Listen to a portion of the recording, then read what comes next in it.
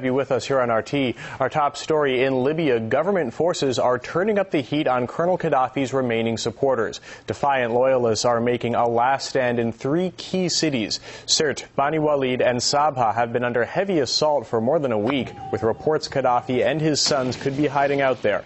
Meanwhile, the rest of Libya is reeling from months of civil war that's left tens of thousands dead. Ongoing NATO airstrikes have also reportedly killed a number of civilians by mistake, but some Western leaders are now facing charges at home for the legacy of that military intervention. RT's Daniel Bushell reports you may find some of these images disturbing. French ex-Foreign Minister Roland Dumas says he's ready to defend Muammar Gaddafi in the International Criminal Court, which has issued a warrant for his arrest. But NATO will have to find the colonel first. Libya's deposed leader is in hiding for good reason. If they find him, they'll kill him, like bin Laden. Some states are now claiming the right to kill, against all international law. Images like these are moving French lawyers to turn against their government. Nicolas Sarkozy faces lawsuits over the deaths of ordinary people in Libya. Lawyers here in France accuse the president of committing crimes against humanity.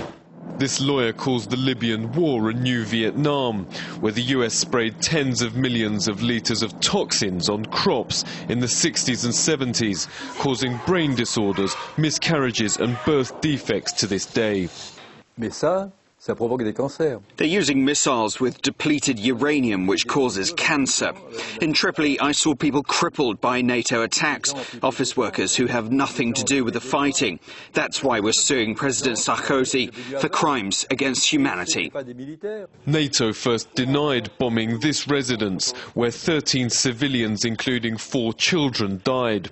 It then called the place a military command centre. This journalist went to see what it really housed. Books, video Spider-Man, toys and cultural books and everything. Nothing military. In another attack, Khalid Olawidi's wife, a child and grandchildren were reportedly killed in their home.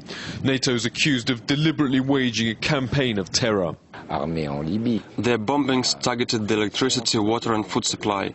After 5 months of daily NATO bombs and thousands of deaths, people will stop supporting the regime because they just can't take it anymore. Western leaders are poised for their first big legal challenge over Libya. If they stop the cases coming to court altogether, adds Cicoldi, it will prove once and for all that Western justice really is run by politicians, not the rule of law. Daniel Bushell, RT, Paris.